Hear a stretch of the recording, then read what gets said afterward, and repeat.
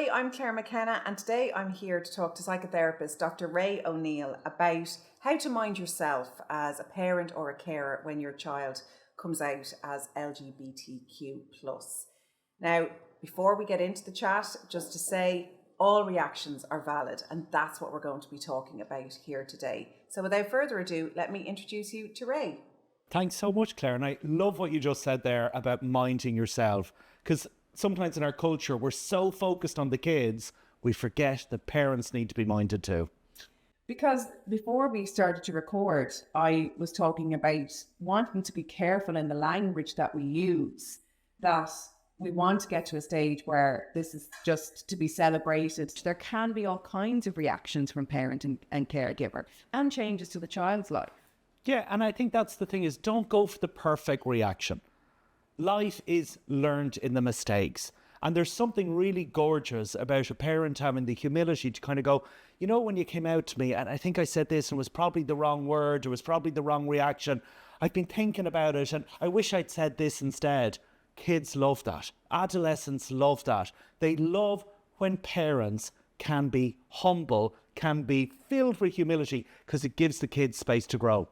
Yeah, it's something we hear a lot now, isn't it? Rupture and repairs. Even if there has been a big row, a big meltdown from either side, you could go down when things have calmed down and show your vulnerability. It's not something we would have seen in previous generations. Oh, absolutely. I think, well, I'll speak for myself. I definitely come from that generation where, you know, children were seen and not heard and parents were right about everything absolutely all the time.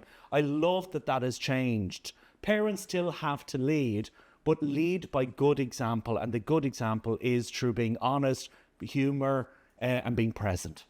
So do you need to wait for your child to come to you with this topic, or is it something that you can sort of suss out? Ideally, I would encourage parents to wait, because sometimes kids can be so sensitive, they kind of, and so anxious and almost paranoid, you know, because when it's like any aspect of sexuality in adolescence, you become aware of your body odor, you become aware of a change in your voice, changes in your body. And then when someone points it out to you, you get even more anxious because now it's glaringly obvious that there's hair growing in new places. What is a really, really good thing to do is kind of go, God, you know, Mary Murphy up the road or whatever, her son Sean just came out at the weekend and she was telling me about it and the great conversation. So you're communicating indirectly an openness to having that conversation rather than demanding the conversation straight away. I love that. So let's say your child has come to you and they have announced that they are LGBTQ+, anything under that umbrella. What is a good reaction to have and what is a good conversation to have around that? Ideally, if you're watching this before a child comes out to you, the most beautiful thing to say is thank you. That, because the kid is going to expect an argument, a reaction, a response. And if you just have the patience and the self-will to just bite your tongue, because there's a lot of things you might be thinking or feeling, and just say, thank you so much for saying that to me. I really appreciate your honesty. It reframes it. Yeah, thank you for trusting me. Exactly. Yeah. It's a privilege when people share their truth, particularly truths that involve vulnerability. After that conversation, emotions can come up for that parent for a variety of reasons. So can we talk through some of those? Yep. So again, I think one of the things is for the parents is kind of after the kid has announced, declared, come out as LGBTQ+, is to kind of, like I say, thank you and say, is it okay if we come back to you with some questions? And similarly to say, look, if there's things that you want to tell us about, or it's a conversation that's a starter conversation for many, many, many conversations. That's how life works. We never just have one conversation about the holidays. You have 43 conversations about the holidays. If you're me, 143 conversations about the holidays. We have a conversation that leads to more conversations. And establishing that really gives you the freedom to go back to your child and just kind of go, so we were wondering, or can we ask you this? But likewise, the child to come back and say, well, actually, there's this qualifier, there's this additional information, or there's this hope, or there's this fear. As I said, we'd hoped that this could be something that was positive. I mean, anytime your child becomes somebody that's in a relationship, that's a transition, regardless of what that relationship looks like. Yeah. In your head, they're going to play with blocks forever. But when it comes to the LGBTQ plus announcement, is it okay for parents to sometimes feel fear, to feel anger, to feel all kinds of emotions that we would sometimes deem to be negative in inverted commas? I love that you say that, Claire, because like we live in a culture where we talk about positive emotions and negative emotions. There are emotions that are felt and experienced positively, and there's emotions that are experienced and felt negatively. So anger is an incredibly constructive emotion if it's felt well. Fear, and this is what Inside Out is all you need to know about parenting and child and adolescent psychology. All of those emotions are constructive emotions. So being angry or being scared or feeling shame. Shame is such a positive, normalizing emotion that Irish people just aren't very good at being honest about. So whatever you're feeling, if it feels appropriate, you can share it with the child. If it overflows into the child, just take responsibility. But I really hope that both parents can talk to each other around what they're feeling away from the child and be honest with each other. Because sometimes this demand to be politically correct and to get it all right actually can do more harm. Be human, be yourself, be the best of yourself, warts and beauty spots. And what about grief then? Because with the best of intentions, often we have a look into the future and we have an idea of how our child's life is going to go. And perhaps this is calling for a recalibration, this coming out. Is it okay to be grieving that perhaps things aren't going to go for your child the way you necessarily thought, particularly around the area of family? I know thankfully there are lots of avenues now to anybody within the LGBTQ plus community to become a parent. But perhaps you are worried you won't become a grandparent. So are you able to grieve the loss of what you thought your kid's future was going to be? Yeah, actually, what I'd say, it's really good to grieve. Grieving is a healing process. And so we forget about that because sometimes it's this like urgency around grief. Oh, I have to get through grief. No. Take your time. It happens in levels. It happens in stages. Be honest, true to yourself. And I suppose it's finding helpful, constructive spaces to grieve. So hopefully the relationship between the two parents or between a parent and good friends or some family support to just share, because literally a problem shared is a problem halved. So I really, really want to normalise that grieving process around everything, because no child turns out exactly as a parent wants. They're all going to make career decisions or lifestyle choices or not going to play rugby or definitely going to play rugby or whatever it might be against or towards the parents' wishes. Every child emerges into their own identity and out of the cover that the parents with the best of intentions had around them. So really, really normalise that piece.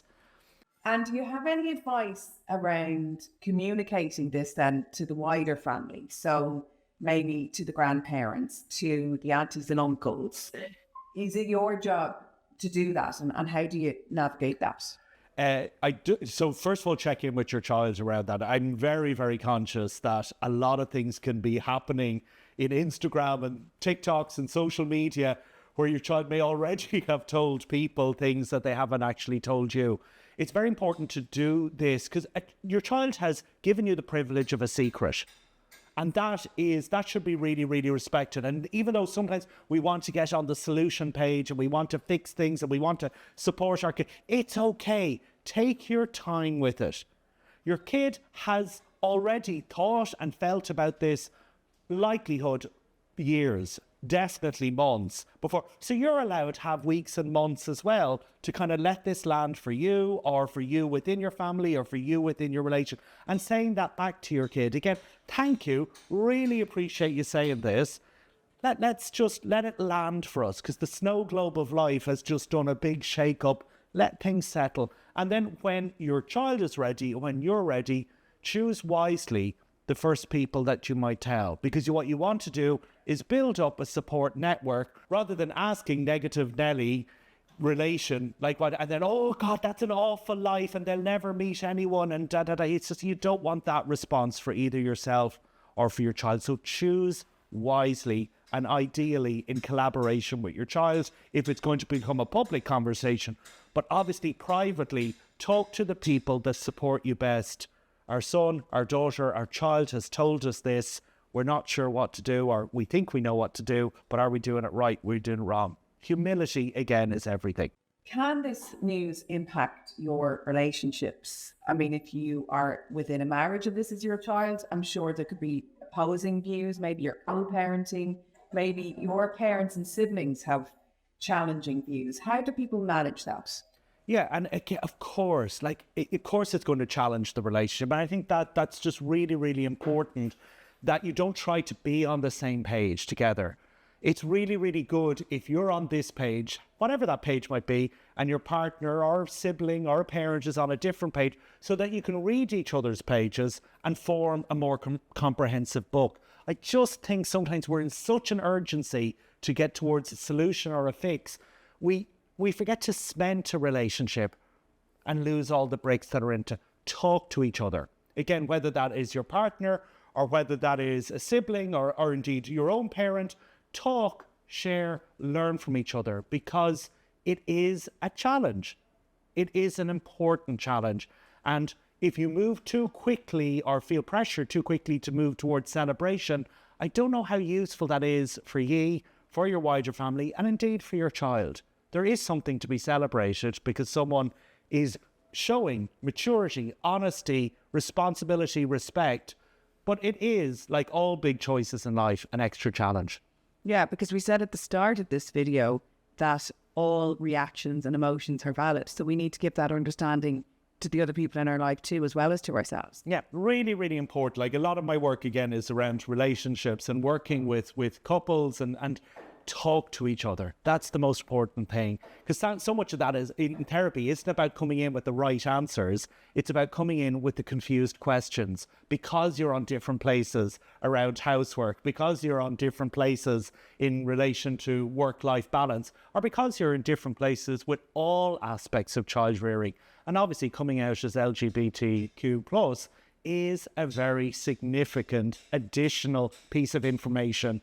Let the snow globe find its own time and let things settle. So how can you support your own mental health through this as a parent and conscious people watching this? How can they support themselves? Yeah, I think there's get in touch with yourself. One of the things, I've worked in mental health, as we call it, for 30 years and call it the softness that comes with age. So much of this is about the heart. Sometimes hearing the news of a child coming out as LGBT+ can break your heart, and that is a good thing because it means you love them. You can only have your heart broken if you love. And so again, leaning into the emotionality of that, the fear of that, the anxieties around that, the worries of that, and also the joy, but with the sadness. So again, I have those inside out emotions floating around my head. Just be patient with yourself and feel it all at every level rather than rushing to get into the right and best place. Where there are two parents, where there is a partnership, talk to each other and be honest with each other and encourage your partner to be honest. Oftentimes, and I know I'm being a bit gender stereotyped, Irish men aren't great at these conversations and can sometimes struggle around what, LGBT+ means to them. So what does this actually mean? Talk, strengthen yourselves together. If you need support from other people, from other parents, from parent support groups, from a counsellor, therapist, that is, again, a really, really good thing to do. The more we talk about things, the easier it becomes because we put words on the experiences and therefore we can manage them. Silence is the enemy.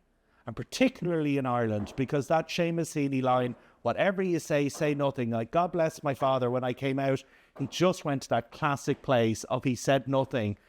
He was scared, he was terrified, he was angry, he was worried for me. But in that silence, I created a whole horrible story of rejection, which wasn't necessarily 100% true. Talk to each other, talk to yourself, and then where appropriate, share back with your kid. It's okay to turn around. If your kid is wily enough to come out to you and trusting of you to come out to you, then be wily and trusting of them to kind of go, yeah, this is a bit of a land. This is, I'm really, really glad that you told us, but now I'm worrying because I come from a different Ireland. I come from a different time. And it's a parent's job to both worry and celebrate, but do both of them, please. Yeah, and keep talking and make it sound parents. Ray, thank you very, very much. So thank you for joining us today. I think you can see there are a lot of challenging emotions that can come up for a parent as well as for someone who comes to you as LGBTQ+. So it was important that we had this chat about how you mind yourself in this as well as your child. And just to let you know that Belong To have a lot of free and confidential support services. So to find out more, you can go to belongto.org. Thanks very much for watching.